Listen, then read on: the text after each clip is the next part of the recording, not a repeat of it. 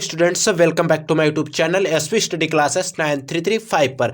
आज हम लोग क्लास 12th इंग्लिश के बारे में देखेंगे। इस वीडियो के अंदर हम इंग्लिश के 5 सबसे महत्वपूर्ण टॉपिक इस वीडियो में देखेंगे। ठीक है, इस वीडियो में जो हम टॉपिक देखेंगे उसमें आपके होंगे सिनोनिम्स, एंटोनियम्स, होमोफॉर्म्स होंगे, वन वर्ड सब्स्टिट्यूशन होंगे एंड इडियम्स एंड फ्रेजेस होंगे। इन सभी के एग्जाम्पल के सहित हम पूरा डिस्कस इस वीडियो में करेंगे। और वो इडियम्स एंड फ्रेजेस, वो सिनोनिम एंड एंटोनियम्स एंड वो वन वर्ड सब्स्टिट्यूशन देखेंगे जो हर साल बोर्ड एग्जाम में कहीं ना कहीं पूछे जाते हैं। तो आइए वीडियो में आगे बढ़ते हैं। जिससे पहले अगर आप लोग हमारे चैनल पर नए आए तो प्लीज़ चैनल को सब्सक्राइब कर लें और बेल आइकन को प्रेस कर लें। जो हमारे चैनल पर पहले से जुड़े हुए हैं वो वीडियो को एक प्यारा सा लाइक कर दें और अपने दोस्तों में शेयर कर दें। आइए वीडियो में आगे बढ़ते हैं। सबसे पहले हम सिनोनिम्स पर बात करते हैं। देखिए सिनोनिम्स क्या होते हैं। ठीक है, सिनोनिम्स अगर आप हिंदी में इनका अर्थ जानेंगे तो इनको हम पर्यायवाची शब्द भी कह सकते हैं। इन सभी के हम 10 उदाहरण भी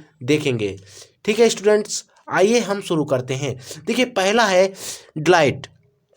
देखिए इसको डेलाइट भी कहते हैं और डिलाइट भी कहते हैं। इसका मतलब होता है आनंद लेना, यानी कि आनंद आप कह सकते हैं। डिलाइट का मतलब होता है आनंद।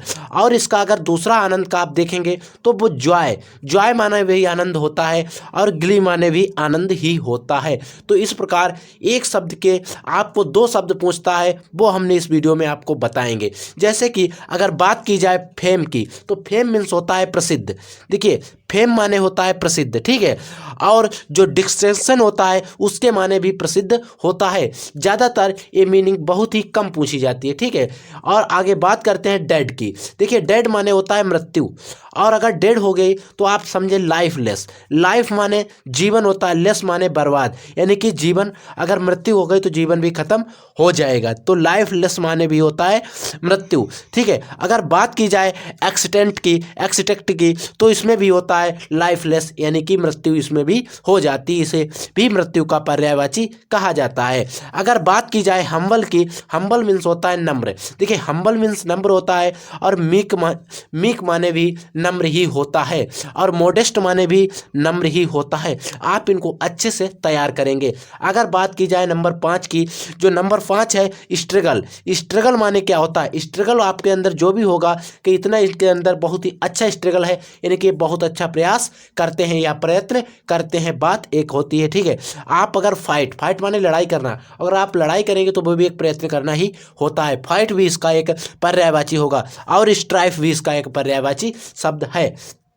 अगर 6 नंबर की बात की जाए तिमिद। देखिए इसको हम टाइमिड भी पढ़ते हैं और टिमिद भी पढ़ते हैं। इसके मतलब होता है कायर मतलब जो भाग जाता है डरा के, उसे हम कायर कहते हैं। ठीक है, कायर मतलब होता है, और इसको अगर हम कहें तो कवर्ड भी कह सकते हैं। कवर्ड माने भी कायर होता है। अगर बात की जाए 7 नंबर की तो इसमें दिया है ट्राइफ मतलब क्या होता है? इसको आप ट्रम्प फीफर कह सकते हैं या ट्राइफ माने होता है विजय। ये कायर लोग नहीं है, विजय प्राप्त कर लेते हैं, विनिंग होते हैं, ये सक्सेसफुल। आप देखते हैं मोटिवेशन वीडियो जो आते हैं उसमें सक्सेस की स्टोरी सुनाई जाती है, मतलब वो विनय यानी कि वो विजय प्राप्त कर लेते हैं। अगर नेक्स्ट यानी कि 8 नंबर की बात की जाए, जो 8 नंबर है जेनिथ मतलब होता है चोटी।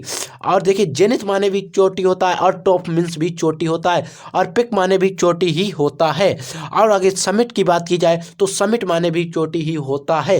ये सभी चोटी के उदाहरण हैं। अगर रेज की बात की जाए तो उसमें क्या होता है? मिटाना। रेज माने मिटाना, और रेज से ही बना है आपका रेजर मतलब जो मिटाने वाला। ठीक है, इरेजर।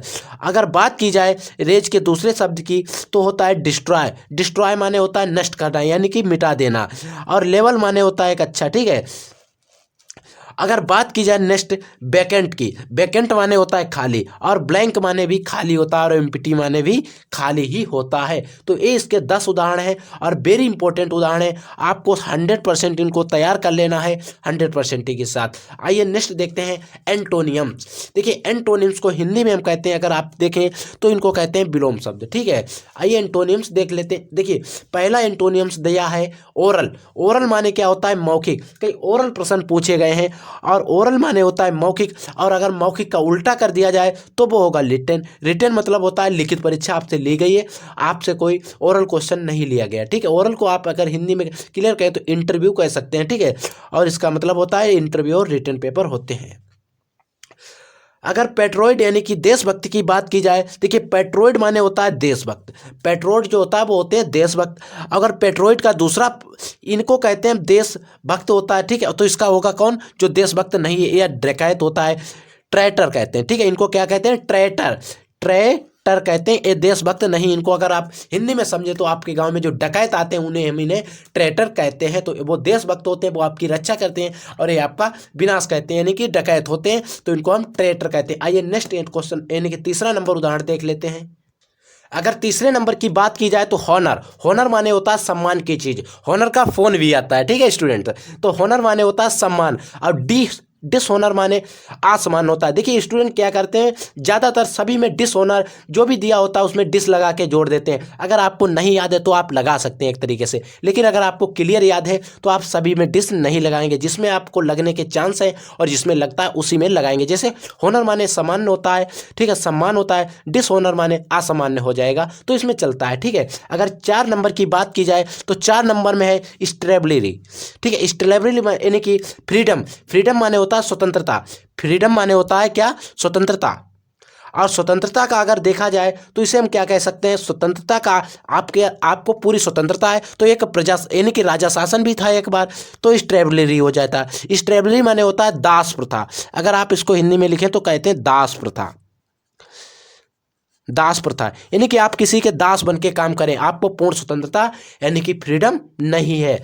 अगर बात की जाए डायनेमिक की, तो डायनेमिक मानते मीन्स होता है गतिशील, यानी कि जो डायनेमिक होता है उसके माने होता है गतिशील। और अगर स्टैटिक की बात की जाए इसके मतलब होता है स्थित। देखिए जो गतिशील होगा उसका उल्टा क्या होगा, स्थित होगा, ठीक है। अगर बात की जाए 6 नंबर की, 6 नंबर में आपसे कहता है एम्प्ले माने क्या होता है। एम्प्ले माने होता है पर्याप्त। एम्प्ले माने क्या होता है, पर्याप्त। और मैगरेज माने क्या होता है, कम। मैगरेज माने क्योंकि पर्याप्त होगा तो कम भी पड़ेगा, ठीक है। अगर इसको दूसरा, इसके 3-4 नाम हो सकते हैं, थोड़ा भी लिख सकते हैं और आप अल्प भी कह सकते हैं, इस तरीके से इसके हो सकते हैं, ठीक है।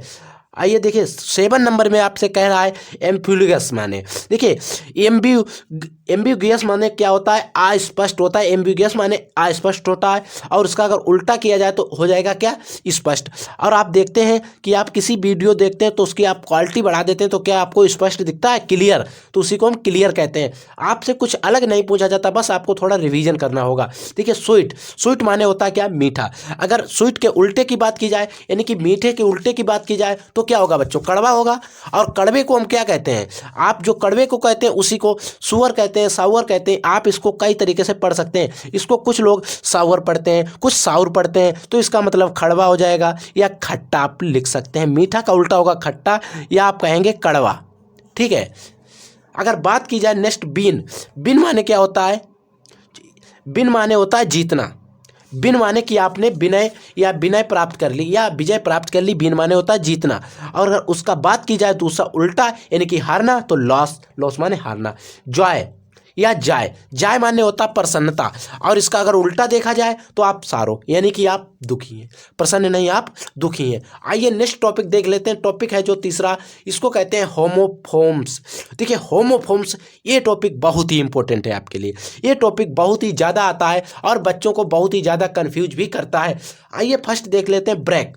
देखिए ब्रेक ए भी है और ब्रेक अगर देखा जाए साधारण भाषा में तो दोनों एक समान पढ़े जाते हैं। एक इसका इसमें सिर्फ मीनिंग का होता है, इसमें BREAK है और इसमें होता है BRAKE ब्रेक। इसके ब्रेक माने होता है टूटना, यानी कि देखिए इसके टूटने का मतलब कह रहा है बी शुड नॉट यानी कि break any law of the land, यानी कि आपको कोई भी कानून नहीं तोड़ना चाहिए, आपको कोई भी कानून नहीं तोड़ना चाहिए। या आप यहाँ पर बात करें हमें कोई कानून नहीं तोड़ना चाहिए, यानी कि we should not break any law of the land, यानी कि आपको कोई भी कानून नहीं तोड़नी चाहिए। और इस वाली ब्रेक का क्या मतलब होता है देखिएगा, we should use brake but यानी कि प्रॉपरली टू एवॉइडेंटली कार एक्सीडेंट। आपको क्या करना है, किसी भी कार दुर्घटना से बचने के लिए, आप अगर कार दुर्घटना से बचना चाहते हैं तो आपको क्या करना पड़ेगा, ब्रेक लगानी पड़ेगी। कार एक्सीडेंट से बचने के लिए आपको ब्रेक लगानी पड़ेगी ही। आइए नेक्स्ट देखते हैं दूसरा इसका क्या है। इस प्रकार से आपको 2 A B के रूप में दिए होंगे, इसका A होगा और B और बुझेगा, इनका उदाहरण सहित प्रयोग कीजिए। देखिए एक सेल लिखा है CELL है और एक है SELL। देखिए पढ़ा दोनों को अगर देखा जाए तो सेल ही जाता है। इस सेल का मतलब होता है कोशिका, जिससे हम लोगों की जो बॉडी है वो बनी है। देखिए सेल से हम लोगों की जो बॉडी है पूरी सेल से मिलकर बनी है। अगर इसकी देखिए और body are made up of the cells, यानी कि जो मानव की पूरी बॉडी है, अगर आप यहाँ पर सेल्स आप ह्यूमन बॉडी भी कर सकते हैं, कुछ आप अपनी तरीके से आप लगा सकते हैं। यहाँ पर एग्जाम्पल उदाहरण सेट कर सकते हैं। और देखिए आवर बॉडी इज, यानी कि our body is made up of cells, यानी कि हमारी जो पूरी बॉडी है वो किससे बनी है? सेल्स से। और इस वाले सेल का मतलब होता है बेचना। I want to sell my old car, मैंने अपनी पुरानी गाड़ी बेच दी। ठीक है, तीसरा देखते हैं मिनर या आप माइनर, यानी कि इस और ए लिखा है माइनर, ये माइनर और मिनर। तो इसमें क्या होता है? इसके मतलब होता है खान में काम करने वाला। इसमें जो खान में काम करते हैं, आपको क्या करना, खान में काम करते हो तो उसका आपको एक वाक्य प्रयोग करके लिख देना है। A minor clothes is are dirty, यानी कि जो खान में काम करते हैं उनके क्लॉथ यानी कि जो कपड़े होते हैं वो कैसे होते हैं? डर्टी, यानी कि गंदे होते हैं। माइनर डोंट वरी, माइनर मतलब क्या होता है? Don't worry. Don't worry it is a minor mistake, या ये क्या है? साधारण मिस्टेक है, साधारण गलती है। Don't worry, don't worry it is a minor mistake, एक बहुत ही साधारण मिस्टेक है। आइए नेक्स्ट क्वेश्चन चौथा देख लेते हैं इसका एग्जाम्पल। देखिए स्टूडेंट क्वेश्चन, यानी कि एग्जाम्पल नंबर 4 है डोज और डोज। देखिए डोज माने होता है खुराक और डोज माने होता है झपकी। देखिए इनको आपको वाक्य प्रयोग, this is a medicine for dog in small dose, यानी कि कह रहा है कि यह छोटी जो स्मॉल डोज यानी कि छोटी खुराक है, छोटी खुराक में कुत्ते के लिए दवा है। यानी कि ये जो छोटी खुराक है इसमें किसके लिए दवा है? कुत्ते के लिए दवा है। This is a medicine for dog in small dose. ठीक है, अगर डोज की बात की जाए, Rani dozed in the classroom, Rani classroom में ही झपकी ले गई। 5 नंबर में देखते हैं बिट बाइट। बाइट माने क्या होता है? प्रतीक्षा करना, यानी कि आप कहते हैं कि हम वेट कर रहे हैं किसका? आई bited C come my friend, यानी कि मैं अपने यानी कि फ्रेंड के आने को यानी कि देख रहा हूँ या वेट कर रहा हूँ। ठीक है, नेक्स्ट है बाइट, यानी कि वाइट माने होता है वजन। वेट जो होता है, वेट माने क्या होता है? वजन। तो व्हाट इज योर, यानी कि व्हाट इज योर यानी कि तुम्हारा क्या है? हाइट एंड वेट, यानी कि तुम्हारा लंबाई। हाइट माने होता है लंबाई और वेट माने वजन, तुम्हारी लंबाई और वजन क्या है। तो दोस्तों, तो स्टूडेंट, अगर आप ये पांचों टॉपिक तैयार कर लेते तो आपके 10 मार्क्स 100% पक्के हो जाएंगे। तो आपको 100 से क्या होगा कि 10 माइनस करेंगे तो आपको 90 मार्क्स की तैयारी करनी होगी। और 90 मार्क्स की आप अच्छे से तैयारी कर लीजिए तो आप इंग्लिश में 100 में 100 पा सकते हैं। तो स्टूडेंट आप हमारे साथ बने रहिए, हम आपकी 100 में 100 की तैयारी कराएंगे। अब बात करते हैं वन वर्ड सब्स्टिट्यूशन की। सबसे मोस्ट इंपॉर्टेंट टॉपिक है वन वर्ड सब्स्टिट्यूशन।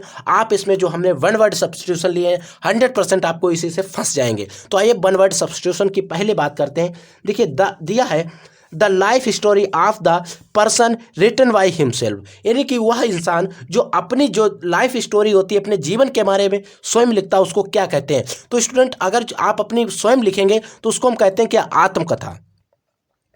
क्या कहते हैं बच्चों? आत्मकथा कहते हैं। और अगर आत्मकथा को इंग्लिश के अंदर कहें तो उसको कहते हैं ऑटोबायोग्राफी। क्या कहते हैं?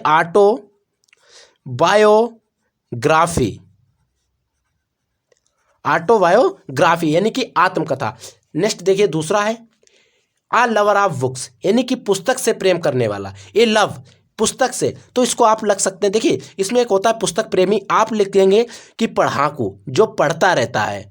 सॉरी, पढ़ाकू, पढ़ाकू, ठीक है, कह सकते हैं। और अगर इसको देखिए, ये तो हमने आपको समझाने के लिए हिंदी लिखी, आपको सिर्फ वहाँ पर इंग्लिश लिखनी होगी, क्योंकि आप चाहें तो इंग्लिश लिख सकते हैं। वर्म, ठीक है, बुक वर्म जो होता है इसको भी हम पढ़ाकू कहते हैं, यानी कि पुस्तक से प्रेम करता है। लव पुस्तक से जुटा रहता है, पढ़ता रहता है। ठीक है, पढ़ाकू होता है वही तो प्रेम करेगा पुस्तक से।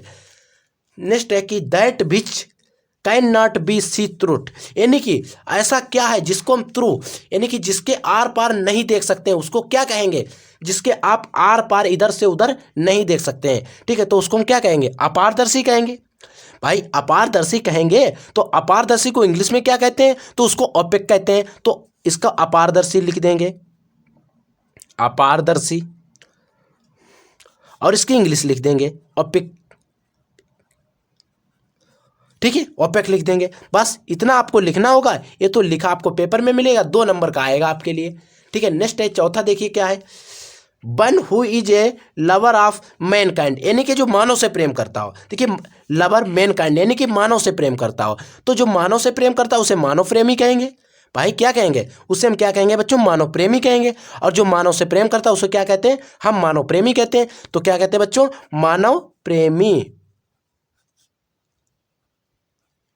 मानव प्रेमी कहते हैं। और आप इसकी इंग्लिश लिख दीजिएगा। तो जो मानव प्रेमी होता है उसको हम क्या कहते हैं, फिलाथ्रोफिस्ट कहते हैं। यानी कि फिलाथ्रोफिस्ट की आप इंग्लिश लिख लेंगे, फिलाथ्रोफिस्ट। हाँ, फिलाथ्रोपिस्ट,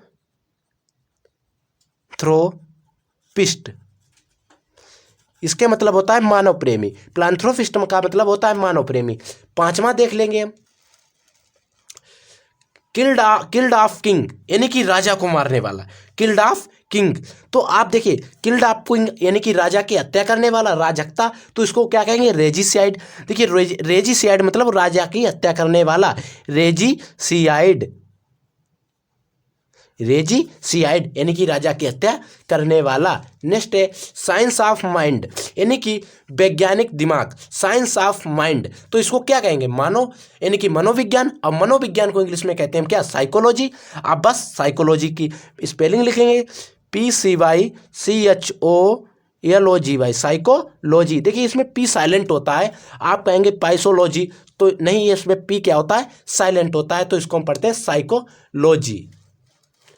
नेक्स्ट क्या है, देखिए सातवां है, ए वुमेन हुज यानी कि हस्बैंड इज डेड, यानी कि ऐसी स्त्री जिसके क्या पति जो हो वो मर गया हो, तो उसको क्या कहते हैं। देखिए, ऐसी स्त्री हो जिसका क्या हो, पति जो होता है वो मर गया हो, यानी कि उसको क्या कहेंगे, विडू कहेंगे। विडू, विडू मतलब होता है विधवा, क्या कहेंगे, विधवा, विधवा। और इसको इंग्लिश के अंदर कहेंगे विडू। अगर यहाँ पर आप एक क्वेश्चन और समझ लीजिए, अगर जिस पति की जो अगर औरत मर गई हो, वाइफ मर गई, उसको क्या कहेंगे, उसको कहेंगे विधुर। इस इंसान को क्या कहेंगे, विधुर। और जो स्त्री का जिसका पति मर गया हो उसको हम क्या कहते हैं, विधवा। नेक्स्ट है 8 नंबर, देखिए जो 8 नंबर है, one who does not believe in the expanse of God, यानी कि ऐसा इंसान जो भगवान में भरोसा नहीं करता है, बिलीव यानी कि विश्वास नहीं करता है, तो उसको क्या कहते हैं, उसको क्या कहेंगे, हम हिंदी में कहते हैं नास्तिक। क्या कहते हैं बच्चों, नास्तिक, नास्तिक कहते हैं। ठीक है, इधर देखिए, नास्तिक कहते हैं। ठीक है, और अगर नास्तिक को इंग्लिश में क्या कहेंगे, तो इसको कहेंगे एथाइस्ट, एथाइस्ट। एथाइस्ट माने होता है नास्तिक। ठीक है, आइए नेक्स्ट देख लेते हैं। 9 नंबर में क्या दिया है, कॉन्ट्रेरी टू लॉ, यानी कि गैर कानूनी, कानून के विपरीत, तो उसको क्या कहेंगे, गैर कानूनी। और गैर कानूनी काम को क्या कहते हैं, इलीगल कहते हैं बच्चों, क्योंकि कॉन्ट्रेरी यानी कि जो कानून के विरुद्ध काम किया जाए उसे क्या कहते हैं, इलीगल काम हो रहा है। और इलीगल मतलब गैर कानूनी। ठीक है, illegal, ILL, illegal, GEL, illegal, illegal मतलब होता है गैर कानूनी, गैर कानूनी को कहते हैं इलीगल। ठीक है, जो कंट्री के विपरीत काम किया जाता हो। नेक्स्ट है 10 नंबर में, देखिए इसका एग्जांपल, द यानी कि फर्स्ट स्पीच मेड, यानी कि first speech delivered and the person अब वाइफ आ पर्सन। ठीक है, यानी कि ऐसा स्पीच जो प्रथम बार दी जाती हो, ऐसा अगर आप कहें कि ऐसा भाषण जो प्रथम बार दिया जाता हो, तो उसको क्या कहते हैं, उसको हम कहते हैं मेडन स्पीच। क्या कहते हैं, मेडन स्पीच। और हिंदी में कहते हैं प्रथम भाषण, प्रथम भाषण, maiden speech, maiden speech. Maiden speech को क्या कहते हैं, प्रथम भाषण, या पहली बार जो आप भाषण देते हैं उसको हम क्या कहते हैं, मेडन स्पीच। बिलीवर्ड मतलब delivered by person, delivered by a person. ठीक है, यानी कि एक पर्सन के द्वारा प्रथम यानी कि फर्स्ट स्पीच, प्रथम भाषण जो दिया जाता है उसे क्या कहते हैं, मेडन स्पीच। आइए नेक्स्ट देख लेते हैं। नेक्स्ट टॉपिक है, जो हमारा 5वां टॉपिक है वो है इडियम्स एंड फ्रेजेस पे। ये जो 5वां टॉपिक है इडियम्स एंड फ्रेजेस पे है, ये भी टॉपिक हमारा 2 नंबर का आता है। ठीक है, तो पहला हम देखेंगे ए बेड ऑफ रोसेस, यानी कि फूलों की सेज। और अगर इसको कहें, इसका अगर आपको शब्द लिखना है तो आप लिखेंगे खुशी के पल। क्या लिखेंगे बच्चों, खुशी के पल,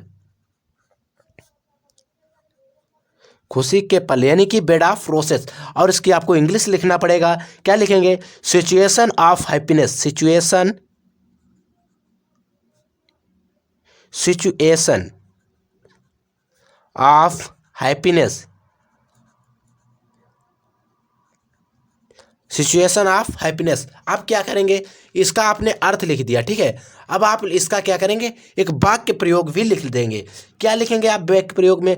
बहुत से वाक्य प्रयोग हैं, हम आपको एक बता देते हैं। मैरिड लाइफ है certainly no bed of roses, जो मैरिड लाइफ है no certainly no bed of roses है, ठीक है। लिखेंगे वाक्य प्रयोग, आप यहाँ पर डालेंगे वाक्य प्रयोग, ठीक है। आपको इसको ब्लैक पेन से लिखेंगे, ठीक है। जो हेडिंग डालेंगे वाक्य प्रयोग आप ब्लैक पेन से लिखेंगे। Married, married life, married life is a certainly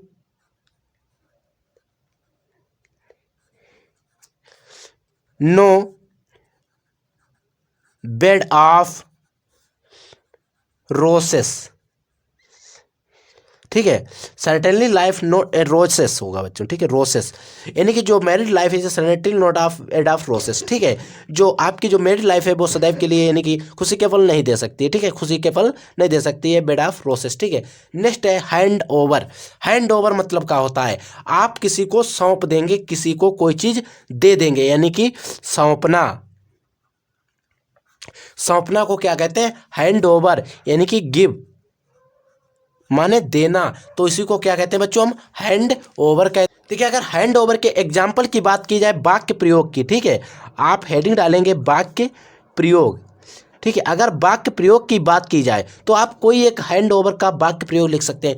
जैसे कि आप एक वाक्य प्रयोग हम आपको बता देते हैं, लिख सकते हैं आप कि आपके जो फादर होंगे या मदर होगी वो आपको घर में कुछ या कम पैसे हों या ज़्यादा पैसे हों, वो आपको घर धरने के लिए देती हैं, तो वो भी आप लिख सकते हैं। तो हम उसी को लिखते हैं क्योंकि ये हमारी लाइफ से जुड़ा हुआ। माई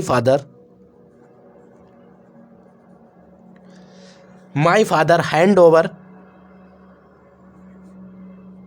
हैंडेड ओवर लार्ज, लार्ज मतलब ज़्यादा, सम या कम ऑफ मनी टू मी, यानी कि वो मुझे देते हैं, कम हो पैसे या ज़्यादा हो, मेरे जो पिताजी हैं वो हमें ही पैसे देते हैं। नेक्स्ट है क्या है, ब्लैक शिप। अगर ब्लैक शिप आप देखें तो इसका क्या मतलब होता है, ब्लैक शिप का मतलब होता है बदनाम व्यक्ति। ब्लैक शिप का मतलब होता है बच्चों बदनाम व्यक्ति, यानी कि कैरेक्टर लेस, जिसको हम कह सकते हैं बदनाम व्यक्ति या कैरेक्टर लेस भी कह सकते हैं। ठीक है, क्योंकि जो चरित्रहीन होगा उसे तो हम यानी कि जो होगा यानी कि जिसका कोई इज्जत नहीं होगी, जो बदनाम व्यक्ति होगा उसी को हम क्या कहेंगे, black ship.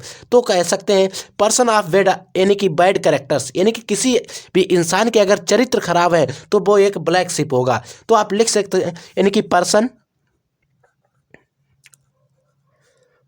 Of bad characters,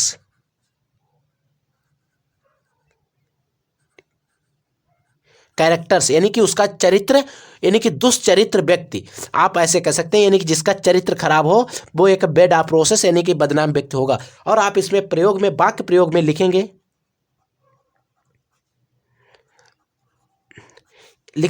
कि Ramesh is a black ship.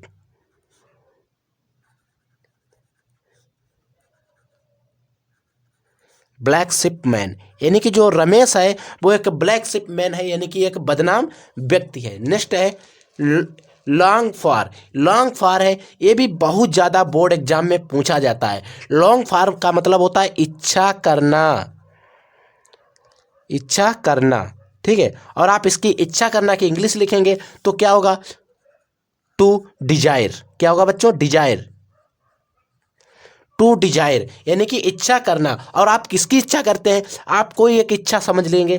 तो अगर हम कह सकते हैं आई, यानी कि my hobby, I desire to largest या कॉफ़ी टी, यानी कि किसी भी देश का आप नाम लिख सकते हैं। तो हम यहाँ पर एक उदाहरण आपको बता देते हैं,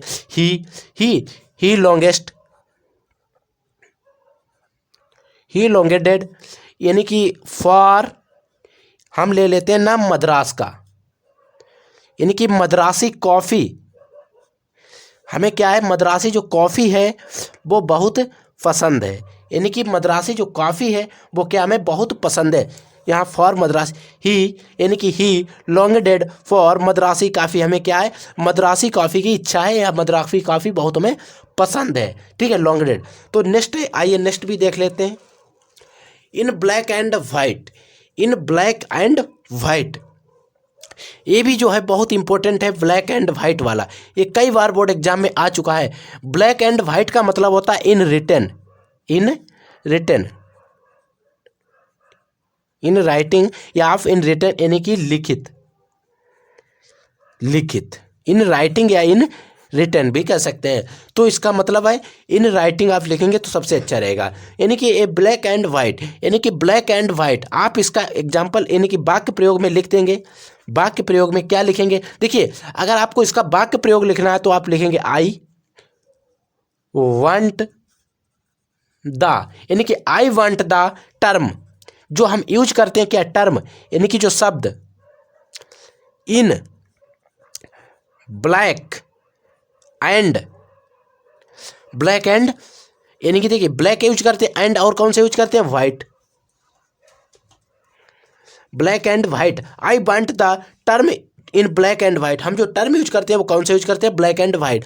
तो ये था student discussion video class 12th English के ऊपर। इसमें हमने आपको 10 नंबर की अच्छे से तैयारी कराई, 5 टॉपिक कवर किए हैं ग्रामर के, और इससे जो बचे हुए टॉपिक हैं वो मैं किसी नेक्स्ट वीडियो में कवर करेंगे। इसीलिए आप हमारे साथ जुड़ जाइए, हम आपके साथ जुड़ चुके हैं, क्योंकि हम आपकी बोर्ड की तैयारी 95+ के टारगेट से कराने वाले हैं। तो इसीलिए आप हमारे चैनल पर नए आए तो चैनल को सब्सक्राइब कर लीजिए और बेल आइकन को प्रेस कर लीजिए, ताकि आगे आने वाले हर वीडियो का नोटिफिकेशन आप तक पहुंच सके। आइए हम मिलेंगे एक नए वीडियो में नए टॉपिक के साथ, तब तक के लिए जय हिंद।